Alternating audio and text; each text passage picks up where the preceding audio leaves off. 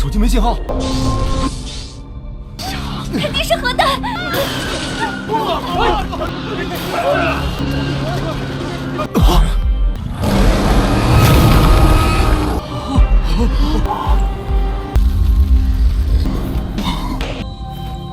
不应该的，这怎么可能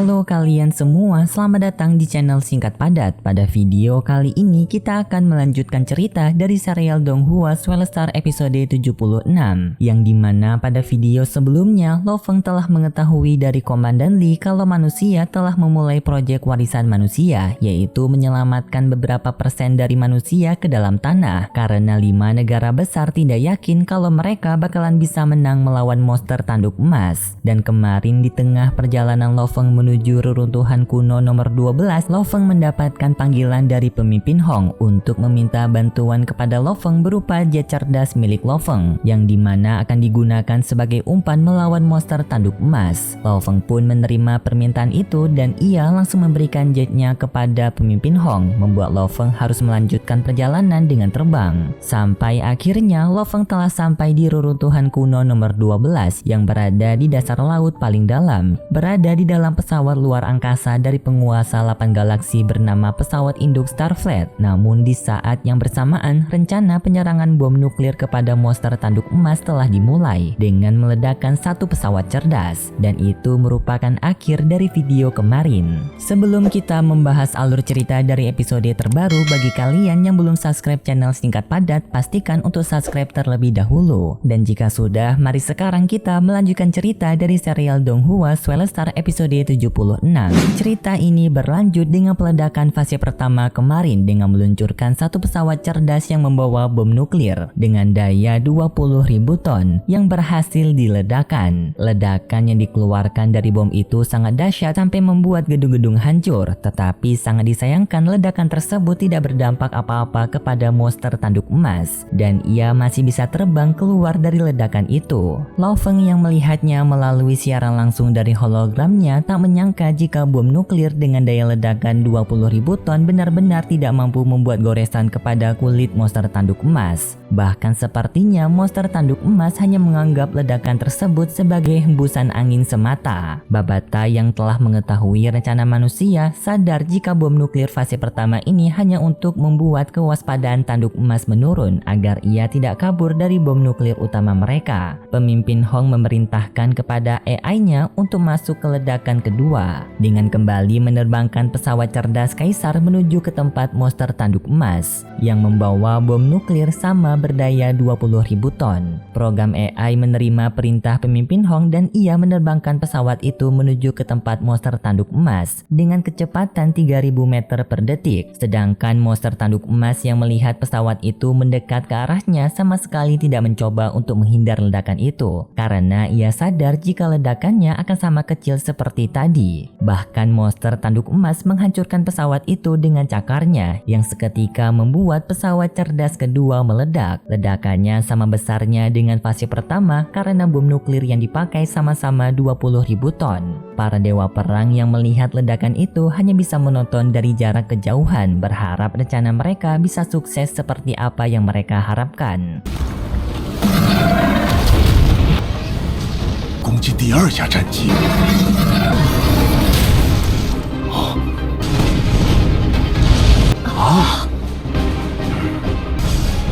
Tetapi tentu saja ledakan yang sama tidak akan mempunyai hasil yang berbeda. Monster tanduk emas sama sekali tidak merasakan kesakitan akibat ledakan tersebut. Bahkan ia meraung sangat keras seakan sedang mentertawakan senjata manusia yang tidak mempan terhadap dirinya. Komandan Jiai yang melihat tayangan tersebut tidak menyangka jika bom nuklir dengan daya ledakan 20.000 ton sama sekali tidak bisa melukainya. Bahkan sepertinya dianggap sebuah mainan. Monster tanduk emas perlahan perlahan mulai bergerak ke depan untuk melanjutkan perjalanannya. Lo Feng yang melihat tayangan tersebut juga merasakan ketakutan melihat daya tahan monster tanduk emas. Tetapi untungnya rencana ini sesuai dengan apa yang pemimpin Hong duga. 2 bom atom yang telah mereka ledakan berhasil membuat kewaspadaan monster tanduk emas menurun. Tidak hanya Lo Feng yang berpikiran seperti itu, Dewa Petir dan pemimpin Hong juga menyadarinya. Lalu pemimpin Hong meminta untuk melanjutkan penyerangan ke fase kedua, yaitu pengeboman frekuensi. 成功令他放松了警惕，启动第2阶段，策略奏效了。高频轰炸。 Pesawat-pesawat yang terbang secara bersamaan mulai berpisah menjadi 3 kelompok, dengan ada yang terbang ke kiri, ke kanan, dan bagian tengah. Yang dimana bagian tengah adalah pesawat yang membawa bom nuklir utama dan bom nuklir frekuensi yang memiliki daya ledak lebih besar dari sebelumnya dengan sampai 60.000 kiloton. Dan pesawat yang membawa bom itu adalah pesawat milik Lo Feng. Setelah berpisah menjadi 3 kelompok, pesawat-pesawat yang terbang ke arah kiri dan kanan mulai menabrakkan diri mereka ke monster tanduk emas dengan mengaktifkan bom nuklir. 最后的一幕。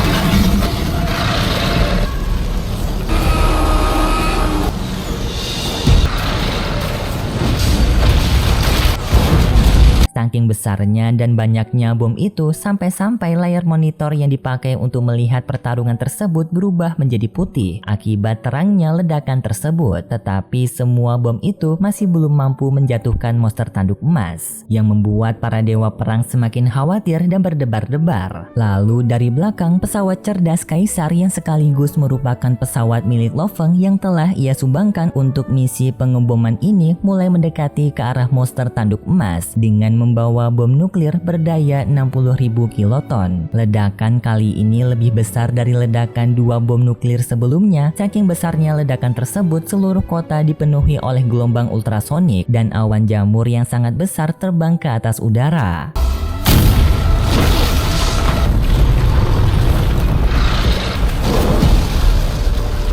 原子弹连续几次爆炸，是我的错觉。有一定的负担才会令肌肉更强壮。 Tetapi tak disangka rencana mereka untuk meledakkan bom nuklir itu kepada monster tanduk emas sejak awal malah membuat monster tanduk emas semakin bertumbuh lebih besar dan kuat. Babata menjelaskan kalau radiasi nuklir kemungkinan membuat monster tanduk emas semakin kuat karena memicu otot-otot monster tanduk emas untuk cepat berkembang. Semua dewa perang termasuk pemimpin Hong dan para 5 negara besar yang melihat monster tanduk emas terkejut. Tetapi rencana peledakan nuklir tetap harus dilanjutkan. Sampai semua pesawat umpan sudah diledakkan semuanya, tinggal tersisa pesawat prasejarah milik pemimpin Hong yang membawa bom nuklir 150 juta ton. Pesawat prasejarah tersebut mulai terbang mendekati monster tanduk emas. Semua orang yang melihat itu pun mulai berdebar-debar sangat kencang karena pesawat ini merupakan pesawat terakhir mereka serta rencana terakhir umat manusia. Jika gagal, mereka tidak tahu harus berbuat apa lagi untuk melawan monster tanduk emas. Sedangkan monster tanduk emas yang telah berada di jebakan mereka tidak takut dengan bom nuklir tersebut karena ia pikir bom ini akan sama lemahnya dengan semua bom sebelumnya. Dan ia justru terbang mendekati pesawat prasejarah pemimpin Hong. 1.5亿当量，真家伙出来了！毁天灭地的究极，人类真正的1.5亿当量的氢。计划。 Sedangkan di lain sisi, pangkalan militer yang berada di dekat area pertempuran segera pergi meninggalkan pangkalan mereka untuk mengungsi dari ledakan tersebut. Dengan mereka semua yang berbondong-bondong pergi menaiki pesawat dan kendaraan militer lainnya. Para dewa perang yang melihat itu bersama-sama melihat pesawat terakhir harapan umat manusia sedang terbang dengan kecepatan tinggi menuju monster tanduk emas. Namun dewa petir melihat kalau monster tanduk emas terbang menuju ke arah pesawat prasejarah dengan menggunakan dadanya untuk menabrak pesawat prasejarah. Hitungan mundur peledakan tersebut pun telah dimulai dan setelah berada di jarak yang tepat, pesawat prasejarah tersebut langsung meledakkan bom nuklir utama 150 juta ton.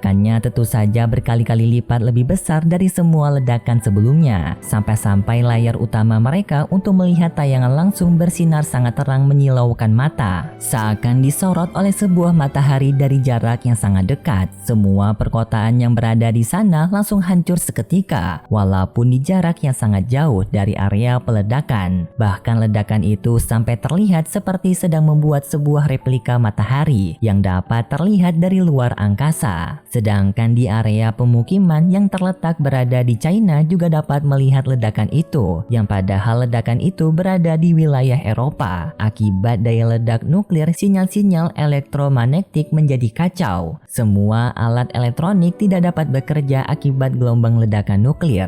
Jadi satu-satunya cahaya yang bersinar sangat terang hanyalah ledakan nuklir tersebut. Kepanikan para warga yang setelah mengetahui jika itu merupakan bom nuklir langsung segera lari dari tempat mereka.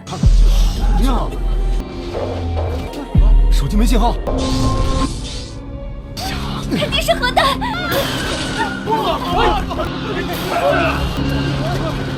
Dan setelah mereka menunggu sangat lama, mereka masih belum bisa melihat apakah hasil dari ledakan tersebut berhasil, karena cahaya dari ledakan itu terus saja bersinar sangat terang. Dan setelah cahaya mulai meredup, mereka akhirnya bisa melihat hasil dari ledakan tersebut, yang ternyata monster tanduk emas masih hidup, walaupun dipenuhi oleh luka-luka dan tubuhnya dilumuri oleh darah. Tetapi tetap saja monster tanduk emas masih hidup, yang artinya rencana mereka telah gagal. Kepanikan yang sebenarnya bagi umat manusia pun baru saja dimulai. Semua orang yang berada di ruangan rapat bingung, panik, ketakutan, dan hilang harapannya. Ditambah lagi melihat monster tanduk emas yang dapat beregenerasi membuat mental mereka semua down. Lalu monster tanduk emas terbang ke atas udara menuju ke sebuah gunung. Di sana ia mengeluarkan napas Devor ke atas langit sebagai pertanda kalau ialah yang telah menjadi penguasa di bumi.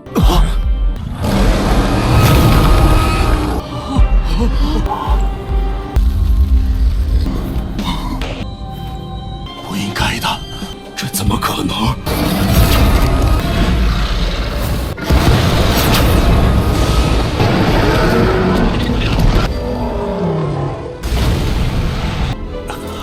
Hal ini membuat seluruh monster yang berada di bumi mengikuti perintah dari tanduk emas dan mulai bekerja sama membantu tanduk emas. Semua dewa perang yang melihat itu pun terlihat ketakutan yang amat dalam dari wajah mereka. Namun hanya pemimpin Hong yang masih dapat berdiri dengan gagah berani, seakan menjadi tanda kalau ia akan berani memimpin dewa perang untuk bertarung secara langsung melawan tanduk emas. Dan ia menyampaikan dengan berat hati kalau rencana bom nuklir mereka telah gagal. Lo Feng yang melihat itu juga langsung masuk ke dalam pesawat luar angkasa Starfleet untuk mencari senjata alien yang berada di sana dengan rasa penuh khawatir dan ketakutan karena Lo Feng tidak mau jika manusia punah akibat monster tanduk emas. Babata menyampaikan kepada Lo Feng untuk bisa masuk ke dalam reruntuhan kuno nomor 12, Lo Feng harus memasuki pesawat Starfleet terlebih dahulu. Namun di dalam sana akan dilengkapi dengan sistem keamanan mematikan yang masih aktif. Jadi Lo Feng harus sangat berhati-hati, jika tidak maka Lo Feng akan mati secara singkat. Lo Feng pun mulai memasuki pesawat luar angkasa induk Starfleet tersebut, dan setelah itu pun cerita dari serial Donghua Swellstar episode 76